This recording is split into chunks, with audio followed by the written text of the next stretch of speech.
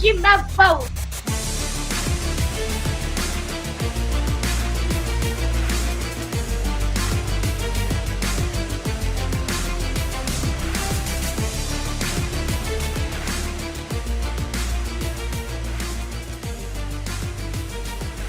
Court is in session with Ryan in Sacktown on If You Don't Like That. Now, Ryan in Sacktown. Oh, must be Rhino.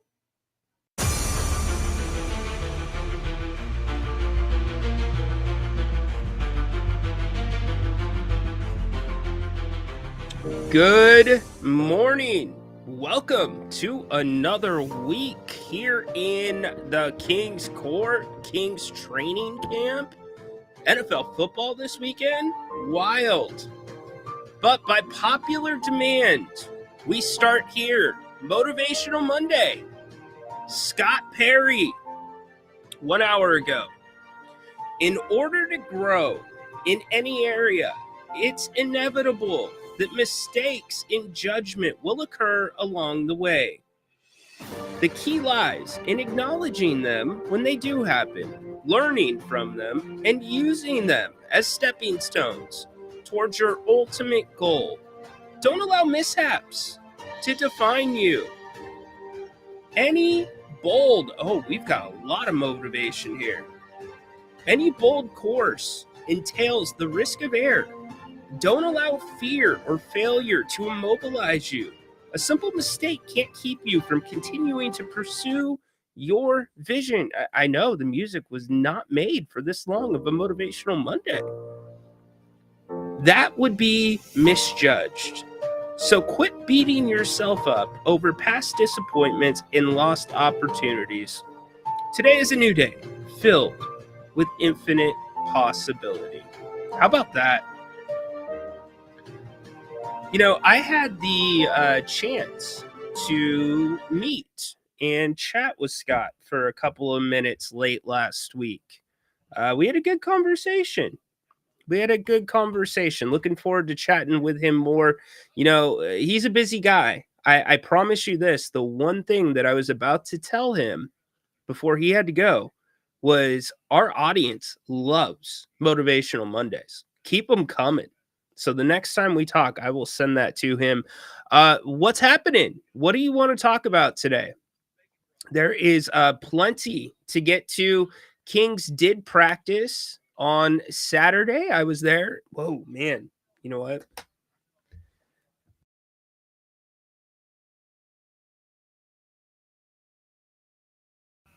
That's what I needed. I needed the coffee. We do the show as long as the coffee stays hot. But anyways, had a chance to be at King's practice on Saturday. They had the day off yesterday. They're back at it today. Drew Eubanks, interesting enough, said that this has been the hardest training camp of his career. I can tell you from my perspective, when we get into the building, when we're in the Golden One Center, we're in a holding room. It's a nice room, by the way. It's got a table for us to work if we want to, got a standing bar if you want to work there, ledge. But the court is maybe 100 feet yonder down the hallway behind closed doors. And you can audibly hear in the room the yelling, the intensity, the frequency. You can hear the clock going off, meaning they're doing timed drills. They're doing stuff in the half court. The big thing that they've been trying to hammer across, which is starting to catch some traction on some of the national sites, is wanting to be the best conditioned team in the league. So many times when we walk into practice, we will see them doing full court drills to wrap up practice, free throws. I thought this was really interesting, and I haven't brought it up on the show, but every time that they do their free throws to end practice, now understand, this is as a team. Once practice ends, they break out, they go to different baskets, and they do free throws in groups, but they will do a full team free throw drill. And always in the middle of the drill with the basketball, standing under the hoop, is DeMar DeRozan. I love the symbolism of that. I love the symbolism of being accountable to all of your teammates that are standing on the baseline, staring at you, hoping that you make the shot so they don't have to run, but also DeMar DeRozan tossing you the ball. He's the vet, man. He's encouraging you. He's the ref that's throwing it to you. I love that. So you can see these little building blocks and hidden little things that you can try to catch up on, like with the leadership and speaking up. So, anyways, we can get to Saturday's practice. NFL yesterday. You know, I've got a take about Jerry Jones if he is back in the news. Did anybody catch what Jera is in the news for? Jera, my man, you got time in your schedule to talk about this with me? It isn't on my schedule. You guys might be surprised by my take on the old man. You might be surprised on my take. We also have, if you want to, we're only going to go until the coffee gets cold.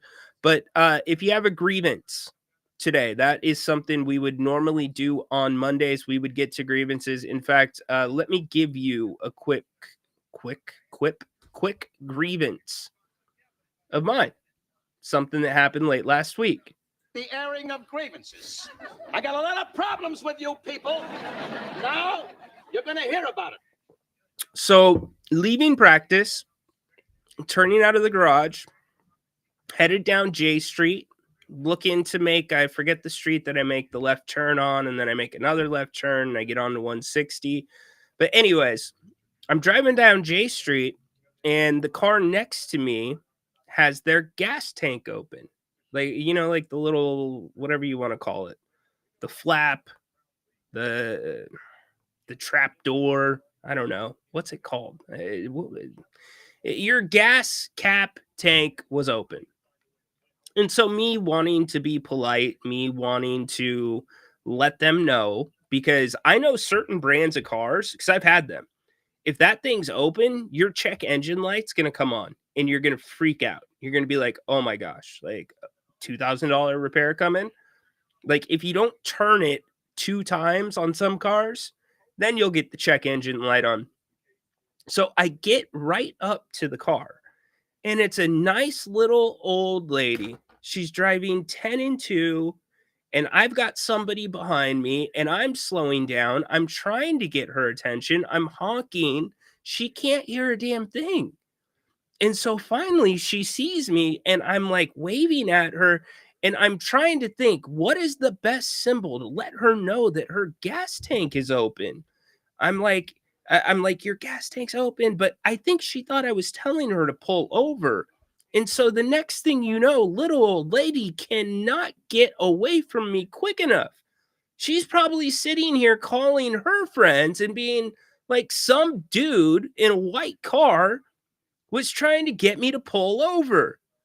I'm terrified. Should I ever drive again? Ma'am, I was just trying to help you. So what would be the right signal for that? Like, I was trying to do the roll down your window, and none of it worked. It just, yeah, I felt bad. I was trying to do a good thing, and I think I scared her more than anything.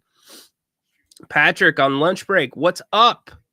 There's no motivation on Monday. We did have motivation on Monday. Obviously, this guy was, oh man, dude, the Yankees. What's going on? Patrick, quite frankly, I didn't know that Toronto was in the playoffs. They were getting hammered. Oh my gosh. I don't know. It just feels like once you go back to New York, or do they go back to New York? It's a best of 5. Do you go back to New York? You should go back to New York. I think it's going to go 5 games. It'll go back to Toronto. You think I'm wrong? I don't. I think it'll go 5. Wait till Toronto has to play in New York in that setting. But I know there's a lot of high expectations for the Yankees. What a game last night, or not last night, but yesterday in the Pacific Northwest, Seattle and Tampa Bay. Absolute shootout. Baker Mayfield. How do you not have Tampa Bay probably in the top 5? I think Grant's going to have to put him in the top 5 this week on Tuesday. Yes, we had another instance of somebody dropping the ball before they got across the goal line. And just so you know, I decided to ask ChatGPT. I posted this online. Here was my question to ChatGPT. What is so cool about dropping the football when crossing the goal line? ChatGPT says, it's not really cool. It's more of a misguided look at me moment. Players who drop the football as they cross the goal line are usually trying to add flair, like they're too smooth or too confident to even need the touchdown celebration. Now, I thought that was a good point, that they don't need the touchdown celebration. Quote, I knew I was in. I'm that effortless. Come on, man. And then to let that spur a comeback, a massive comeback by the Titans, who were winless. How does that happen? Bad, bad, bad all the way around. That is one of those mistakes that there is no excuse for. You are going to every person in the locker room and apologizing and putting that game on you. It's exactly what you're doing. Crazy. All right, so let's talk some Kings. The Kings, first preseason game coming up on Wednesday. Just your first chance to catch the Rooks, catch this version of Doug Christie's team. Anybody going to be going out to the game? Anybody going? I will be headed out there, at least for the first half. Want to check out how they look. Want to see what Doug's rotations look like. Practice Saturday was, from what we saw, much of the same. We came into practice with the team doing full court drills, where it's passing, it's shooting, it's layups up and down the court, conditioning. They then went into free throws and then broke out into groups after Doug broke them down and shot additional free throws. There were numerous Kings out there still getting some extra work in. One thing that I didn't mention from, I believe, Thursdays. No, it would have been Thursdays. No, it would have been Friday's practice. Was Max was getting some extra work in with Dario. Sorry, shooting beyond the arc. I liked to see that. Doug Christie, if you remember, was really happy to have the NBA refs in camp with them for one day. We talked about it a bit last week here on this show and then also on Fox Sports Radio. So I was able to follow up and ask Doug, because Doug said he was very much looking forward to watching the film. He thought having the NBA referees in the building, working with the guys calling the game, he thought that would help them as a team and as a coaching staff try to gauge what the level of physicality is, or what physicality will be allowed, what they can get away with, what they can't get away with. Now, conversely, Keon Ellis that day, who we spoke to, said, well, I'm not sure that it was that important because there was times I got fouled and the ref acknowledged it, but he didn't call it. But anyways, so I followed up with Doug and I wanted to know, what did he get from the film, since he had made a, big deal about wanting to go check that out. Here's what Doug had to say.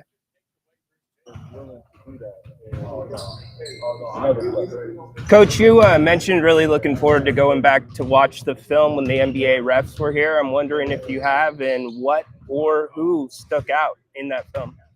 I watched it, but to be quite frank with you, there was a segment that stood out to me more than anything. I'm not going to say what that was, but there was a segment that I addressed today. It had nothing to do with referee. So that's really what stood out. And I don't even know that we will, unless there's something flagrant or blatant or something that we know we can learn on. It was more that they heard the whistle and they felt the whistle and they knew that if I did this, okay, that's going to be a problem. That's more what it was, because we had never had NBA refs in practice, so we didn't really know. That was just my initial thought on how I would like to use it, and I used it that way.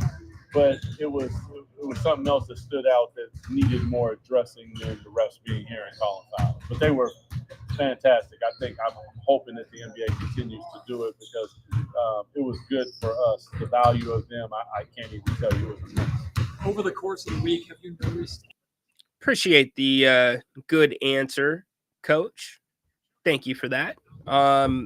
So that to me was funny. I wonder what that was, and I did not follow up on it.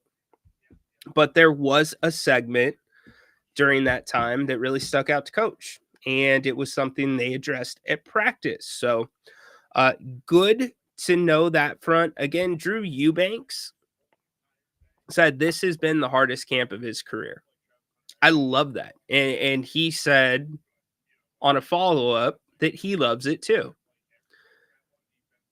This all has to be able to translate to the court. And the two things that I wonder are how cognizant are the Kings going to be about running the fast break and who is initiating the fast break. That's the biggest question to me. I don't mind Domas bringing up the ball once in a while in a fast break scenario, like maybe once a game, maybe twice a game in the right situation if he has the right matchup. But too many times last year, I think we saw Domas running the point in the fast break, and that kind of screws up your fast break by default because that means you've got your guards that are running the wings. They might be running away from Domas, which makes passes, a little bit harder. So I would like to see a concerted effort to get the ball into the right person's hands. And then also the defense when it comes to picking up 94 feet. That's going to be really, and I don't want to set this up. I think this is really important, and I tried to get this across on the radio. If you're a Kings fan and you are expecting the Kings to be in 5-on-5 denial on every inbound full court, that's not what it's going to be. It's really going to be, and they'll switch it up. They'll do a couple different things, but it's going to be the point guard. It's going to be the lead guard that's going to kind of give that player, whoever he's guarding, a hard time. He'll deny him, and then maybe once the ball's in, you drop off. But at least you're giving some pressure there and getting in their heads, not knowing whether you're going to come with additional help or just kind of drop off. And then even when you drop off, you could hit them with a secondary look once they hit half court. So you probably will not see much of that this preseason. You'll see some. You'll definitely see the guard picking up, in my opinion. But when it gets to the nuances, when it gets to the wrinkles, you're not going to put those on tape in the preseason. And remember, the NBA preseason is much different than the NFL preseason. The guys play a lot more than the NFL starters do. Usually it's game 3 that is your dress rehearsal. Sometimes coaches will do it differently, but game 3 is usually going to be your dress rehearsal where Doug's going to try to play closer to his rotation that he has in mind. Starters will probably play most of the game as long as the game is going well and nobody's getting hurt or, there's anything that it's like, all right, it's not worth having him out there. So look for that as well. Let's see if we can get to some more audio from last week.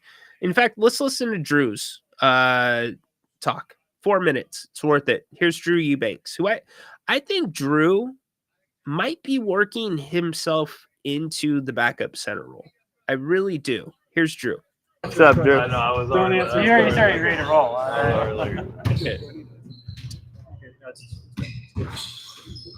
How's practice been so far? Just getting activated. It's been really good. Honestly, this is probably the hardest training camp I've had or been a part of. Just going, it seems like every single day has been a 2.5-3 hour practice where we're getting up and down competing. yeah, it's been great so far. I've loved it. That's a good thing, not a bad thing. Yeah, great thing. Yeah. We're just going to be in better shape once the season starts, more connected. And, you know, yeah. We'll talk about this on the day. What's it like on Man, yeah, he was physical today. He definitely had an edge on me at the end of the week, but it's been good. Like, just watching him warm up, watching him go through his routine, seeing the things that he works on and how they translate over to his game and how he plays effectively.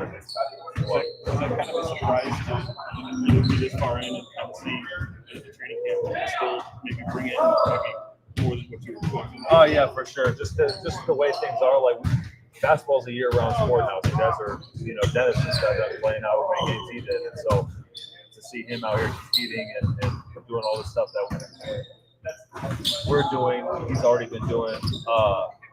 It's just I don't know. I think it's cool. I think what they did. It being one of the Max, he's been great. He's been in here earlier than everybody. He'll get in the weight room and then he'll go out here on the court. But just his IQ is really high.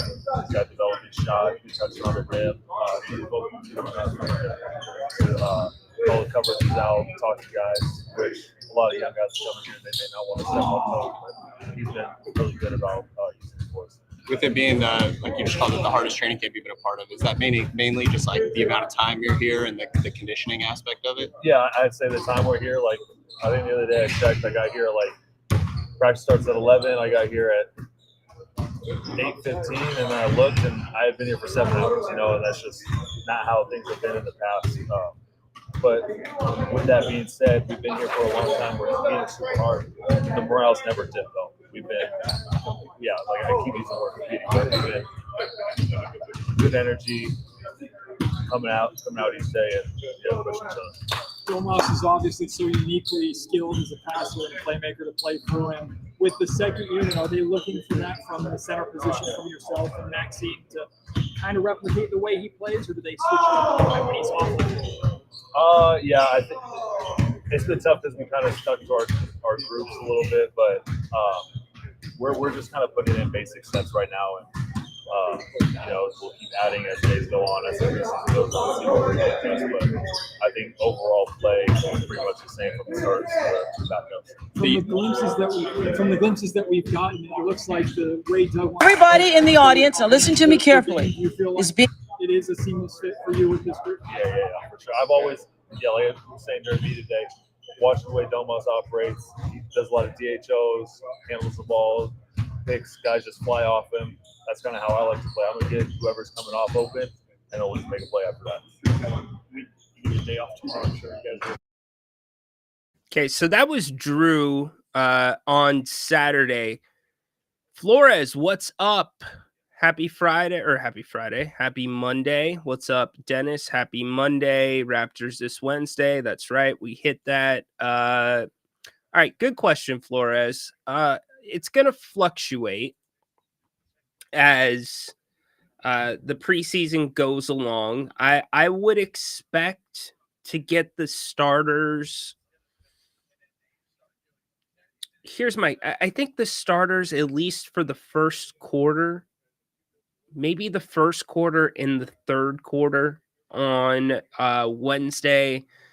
One of the games, the Kings will have the full dress rehearsal that I just talked about a few minutes, where the starters will play most of the game, and you're going to see closer to what Doug's rotation may or may not be. He may tweak a few things here. Part of the reason I wanted to play the sound from Drew is, as camp has gone along and I've been evaluating skill sets from what we've seen, from what we've heard from Coach Christie, Neek is going to be in the rotation. Doug Christie has said he thinks he can play 1 through 3. He also thinks if he's on as a 1, you will probably see him playing with another lead guard. So that could be a Malik Monk. That could be Dennis Schroeder. It could be even possibly Keon Ellis. We went over that on Fox. And I'm going to ask that question to Doug today about the possibility of Keon getting minutes at the point guard. So Neek will be in there for sure. As we sit today, because of Drew's versatility, he does move well. He can get up and down the court. He does have very good court vision. He likes to play a little bit more on the outside. I think Doug is leaning more towards Drew as the backup center on this team. So I think Drew is in the rotation. I think the minutes at backup 4 are going to be up for grabs as we sit right now. I think it's leaning at this moment to Max, but I would not be surprised if that changes to IJ. I think those minutes at the 4 are going to be between those two guys, Max and IJ. I don't think you can quite put Max in as the center, as the backup center. Although he has been playing very well, he's been working hard. I think the Kings may like him a little more at the 4. So I think if you're looking at a position battle, it's right there. It's Max and it's IJ for those backup 4 minutes. And it could fluctuate depending on matchups, game to game. Beyond that, Keon Ellis is in the rotation and Malik Monk is in the rotation. So there's your 10-man rotation, in my opinion, with your starting lineup being, the starters. I don't need to go through them. It's Dennis, it's Zach, it's DeMar, it's Keegan, it's Sabonis.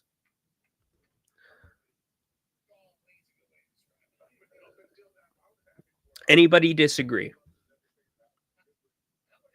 Doesn't mean that Max won't be able to play 5. I think he can. But I think Drew has done enough, especially the way the coaching staff talks about him. If you immediately want to run to, okay, so it's going to be like having an Alex Len. No, it's not going to be having an Alex Len. I don't think you're going to get as much shot blocking as you did. Not that it was a ton from Alex Len, but the basketball IQ when it comes to Drew, I think is much higher than what Alex Len does. And even if you had a front line on that backup unit of Drew and Max, who could somewhat be a little interchangeable, that's a good backup front line. I think it is. It's not bad. Now, the overarching question that I have beyond the 10 that we are discussing, and it's really 11 because you got to throw IJ in there, because I think IJ and Max will fluctuate. Can you play this style that the Kings want to play for 82 games with only a 10-man rotation? I don't know that you can. I don't have the cojones to ask that question quite yet because I have not seen this team play in a preseason game.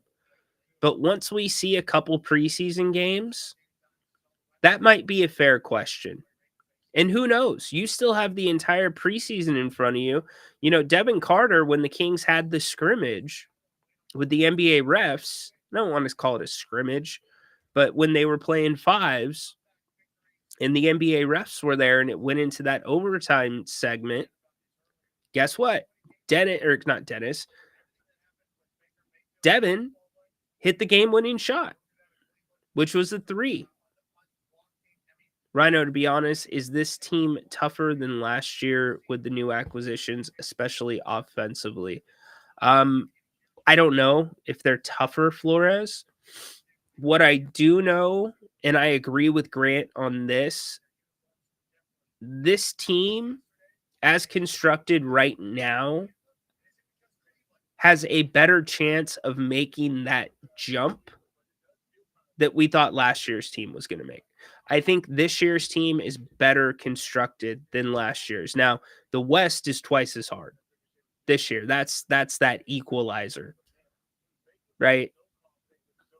So, toughness wise, it's hard to say because when I think about toughness, I know the guys that are going to bring the toughness every night because it's part of the fabric of their game. Keon Ellis, Keegan Murray, Domantas Sabonis, Malik Monk.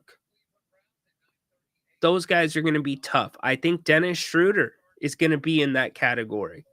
So let's throw him in. My question is, what about Zach? What's Zach going to be able to do? How about Drew? I think IJ can be tough, but IJ is a work in progress. And it was very encouraging in that same 5-on-5 to see IJ take a corner three and make it. Because the Kings are looking for him to kind of slide into that 4 position. That's where they would like to have him. That being said, Zach LaVine, and I know as much as we get on Zach LaVine about his defense, he has made a couple of good defensive plays in camp. Yeah, DeMar's tough. I'm thinking, Dennis, when I'm talking about tough right now, I'm thinking on the defensive end of the ball. That's where I'm thinking right now. Not thinking about offense. I'm thinking about defense. So we haven't seen enough of IJ. You got to throw out Summer. We have to. Okay. That's the big thing. You can't judge what you saw in Summer and say they're tough. You can't. It's got to be on the NBA floor. And IJ had some really good minutes last year at times. Really good minutes.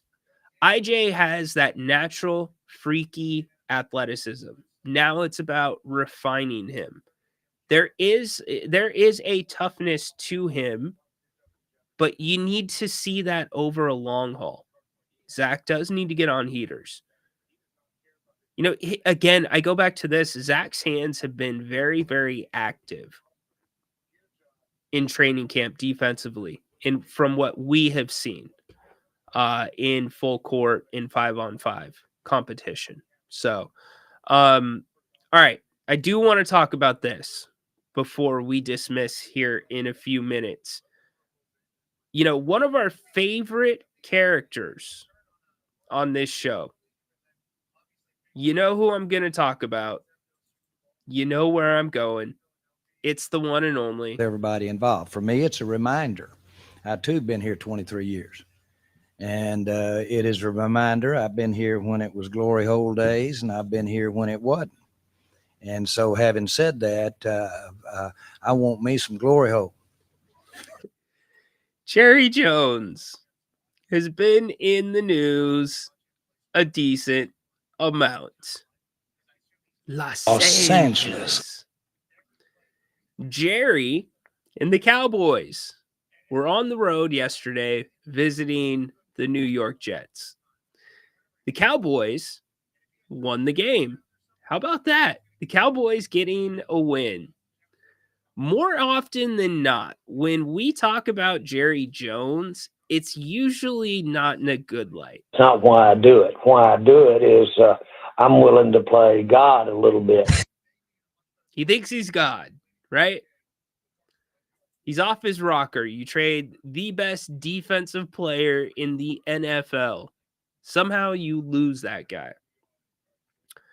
Yesterday in New York, Jerry has been caught on camera on social media flipping the bird to multiple New York Jets fans.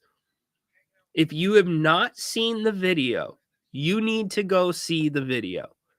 Now, let me preface this by saying I am not taking up for anybody that uses the bird. I am not advocating for people to use the bird. But if you're going to take it to that level and you're going to use the bird, You better use the bird right. And by golly, Jerry Jones knocked it out of the park yesterday. Seriously, go watch the video.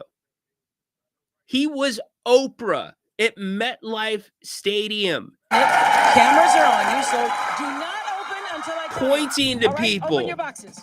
and saying, Open your you boxes. get the bird. You get the bird.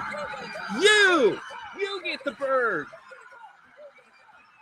You get a bird. It was incredible content. I'm sorry. I can't be a hypocrite about the whole bird thing. It's inappropriate. It's not okay. Jerry shouldn't have done it. But what I can comment on is if you are going to do it, get your money's worth and do it the right way. And that's exactly what Jerry Jones did yesterday. Go find the video on social media. He is seeking out the fans. He's pointing to him. You, boom. You, boom. It was Jerry. You are the man. Rarely do we give you love here in the King's Court, but my man, I cannot condone your actions, but what I can compliment you on is you getting your chunk of flesh. You making that forthcoming $250,000 fine worth it. He's not going to walk away with that fine and being like, damn, man. Oh, it's so annoying. Like, seriously, 250 grand for a bird, stupid smartphones, putting stuff on the interweb, right? Like, he's not going to do that. He's going to smile and happily write that check because Jerry knows that Jerry got over. It's one of the funniest things I've ever seen. It really is. Can I get video of it? Let's see. Hold on. We might be able to get video of this. Oh, I'd have to go over here. Let's see if we can get some video up of Jera.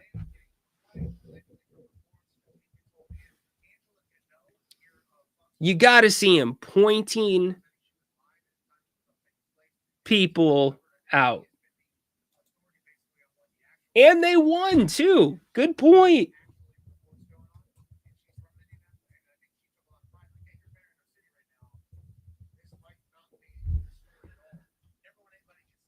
All right.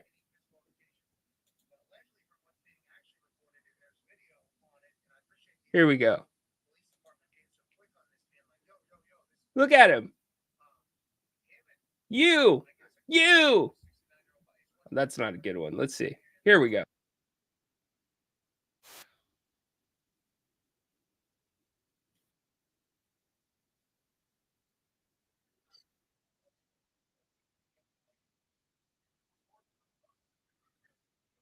You get the bird. You get the bird.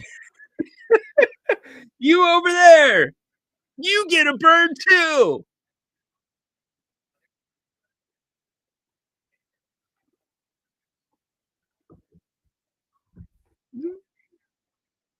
I mean, are you kidding me? The birds are just flying everywhere. There was more Jerry birds than pigeons in that stadium. Look at Jerry just pointing at people. Look at Jerry. No, hey, you get the bird. You. You over there. You get a bird.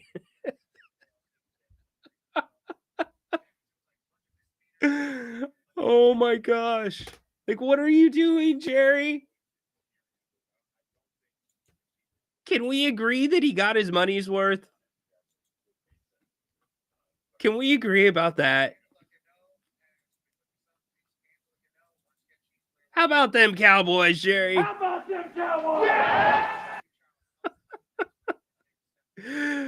My goodness. I mean, am I wrong? Am I wrong? Again, not condoning the use of the bird, just simply saying if you decide to do it, you might as well do it right. It wasn't a standing bird to everybody in the stadium. He didn't pan the stadium with the bird. No. Hey, you, section 107, seat 6, you get the bird. It's so good. I mean, so good. Jerry Jones, the gift that never stops giving.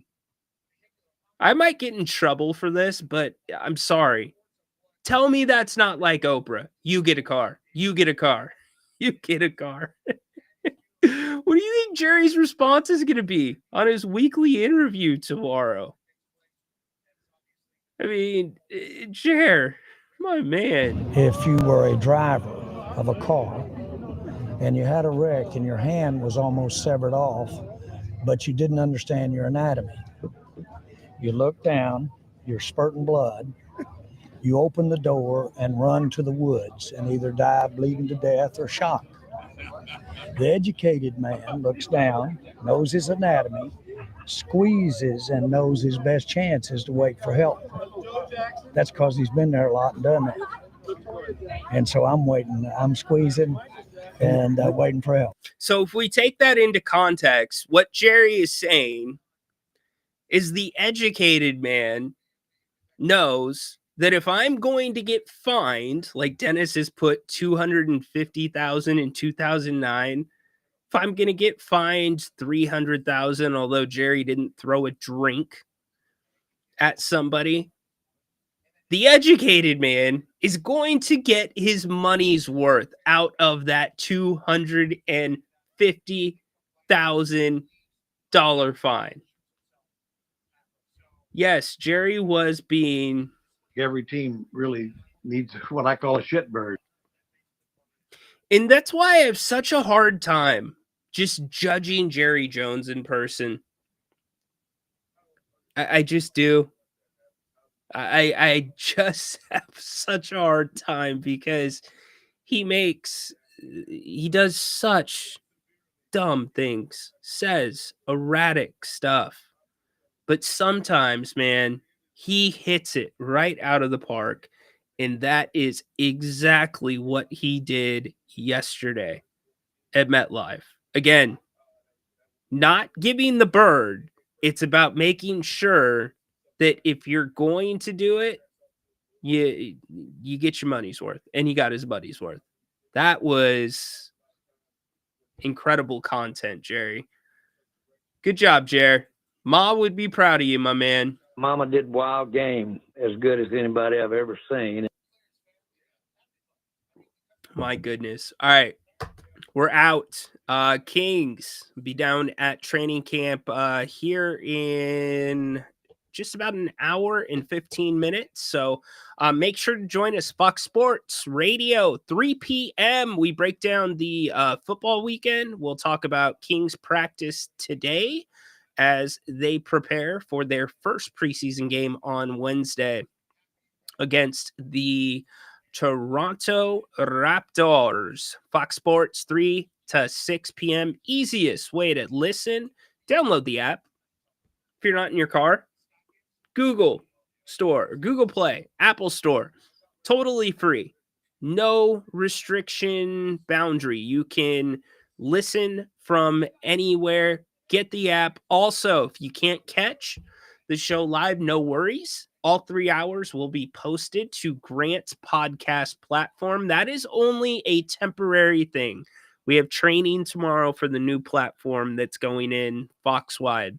So once that's implemented, then we will be hosting the podcast there. You can go follow it once we get it all set up. But looking forward to talking with all of you. Open phones as always. We will talk about our records. Grant and I, we hit our goal. We said we need to be at least 4-3 this weekend. We got that accomplished. So we'll talk about that much more. Kings, your calls, and maybe a surprise guest or two. So you have to tune in to see.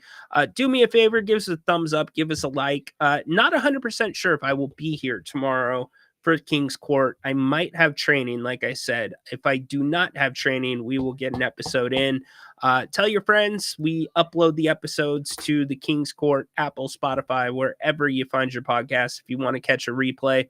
So make it a great Monday. I will see you all around 3 o'clock. Well, not around, at 3 p.m. on Fox Sports Radio with Napes. And by the way, if you want the latest from King's practice, make sure you follow me on X at Ryan_in_Sacktown. Until then, go Kings. Have a great day. Light the beam. We're dismissed. Order in the court.